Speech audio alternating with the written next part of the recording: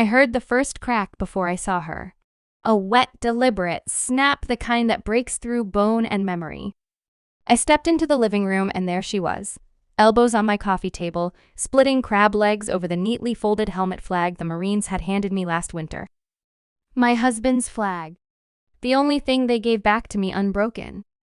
She didn't notice the way my breath stalled in my chest. Or maybe she did.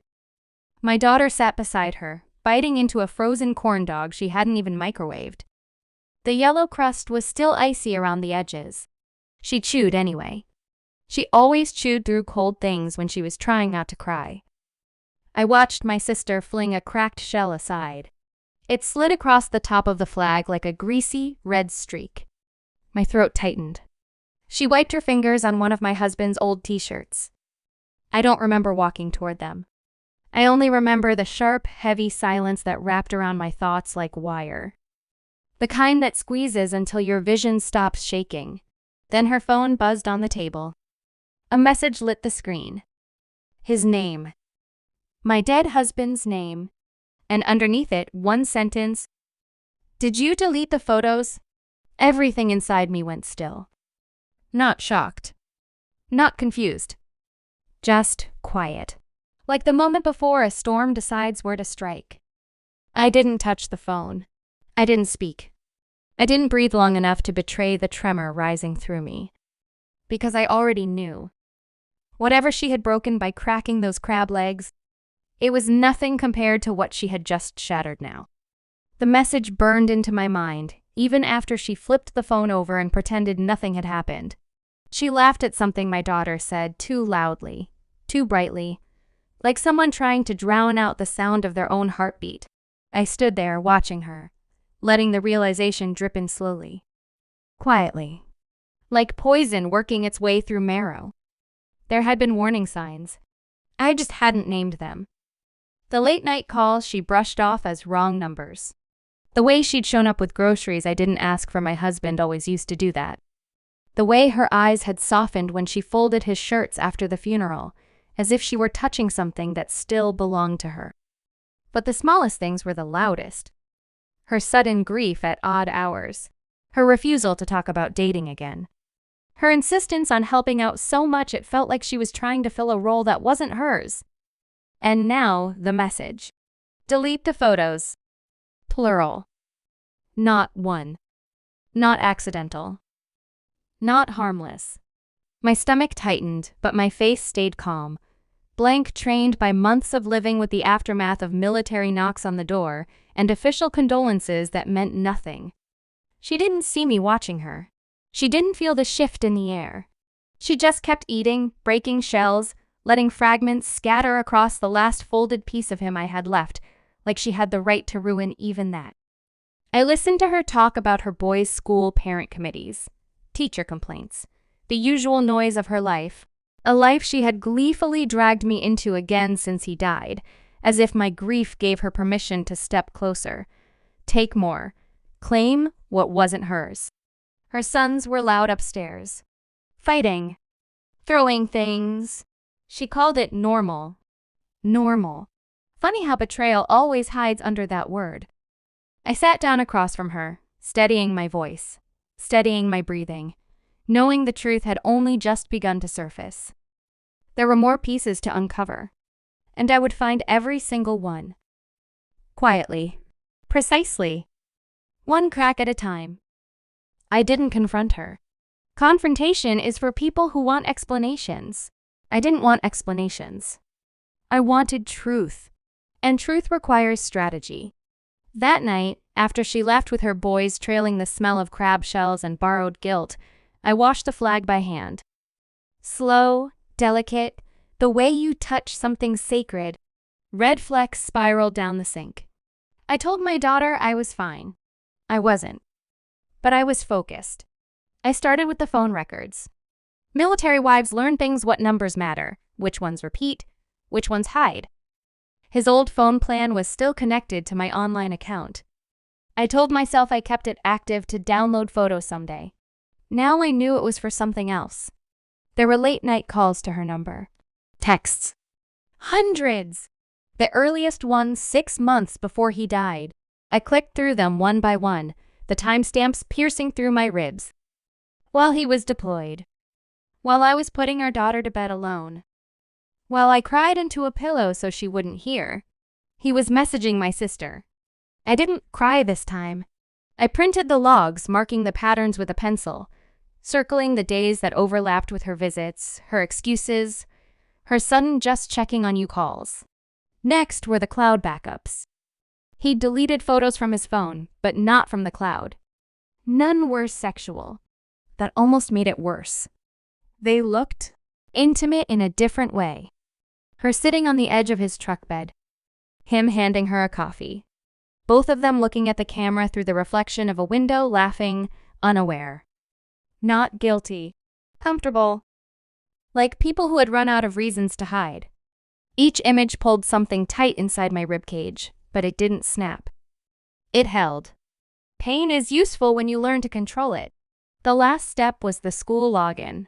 Her sons went to a district with strict parent access portals. She gave me her password months ago, claiming she was bad with computers. She'd forgotten she gave it to me. I checked her messages with the school, and there it was. A teacher had written to her 2 weeks before he died.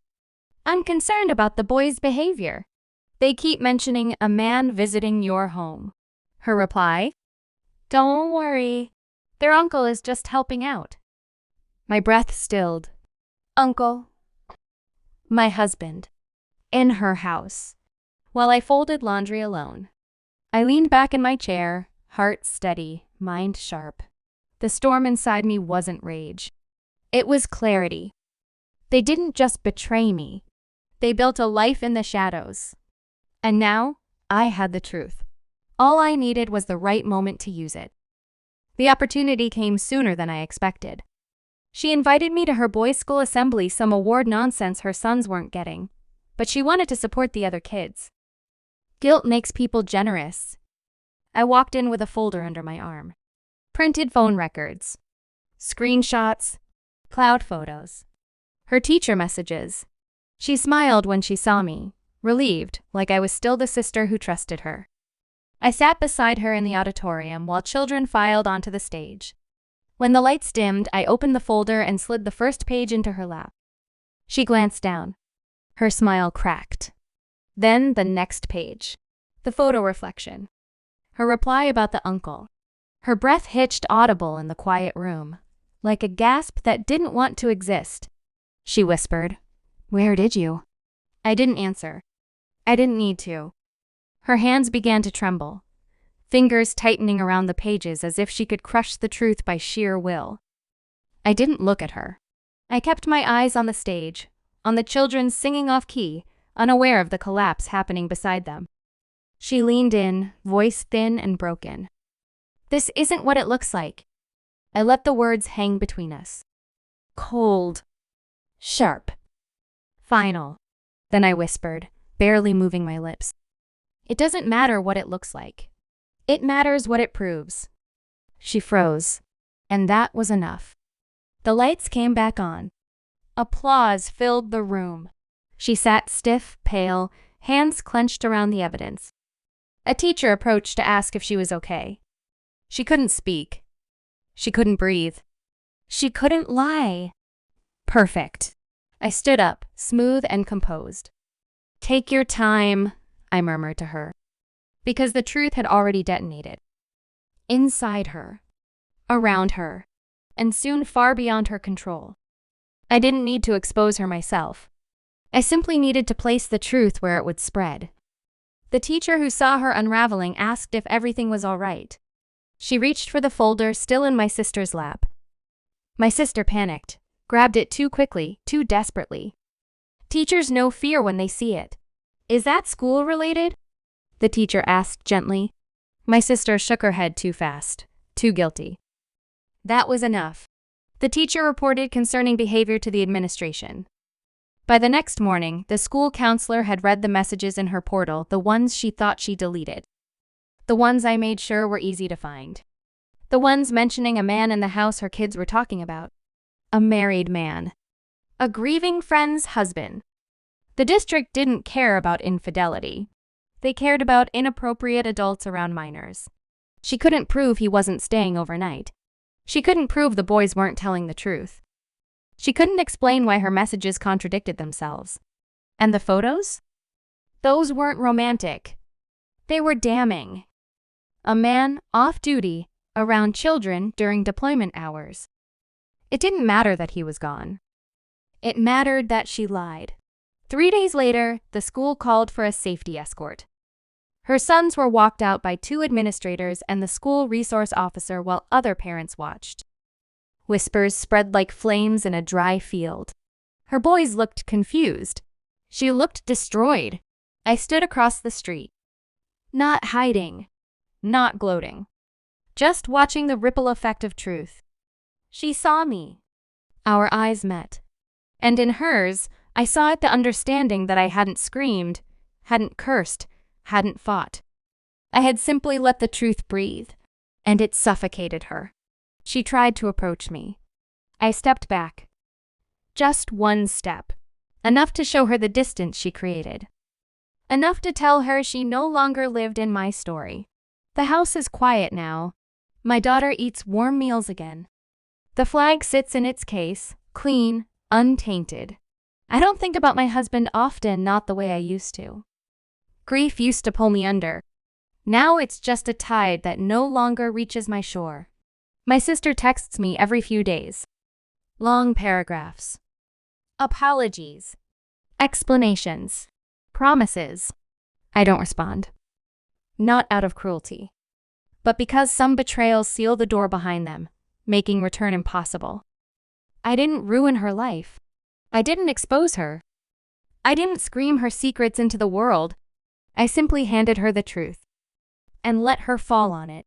There's a clarity that comes after surviving someone else's darkness. A cold, steady clarity. I used to think betrayal was the worst wound a person could inflict. Now I know better. The worst wound is realizing how quietly someone can steal pieces of your life, and how easily you can take them back. I fold the last printed page of the phone records and slip it into a drawer. Not as proof, as closure. The final thought settles into place, clean and sharp. She cracked crab legs over his flag. I cracked her world open in return. And I never had to raise my voice.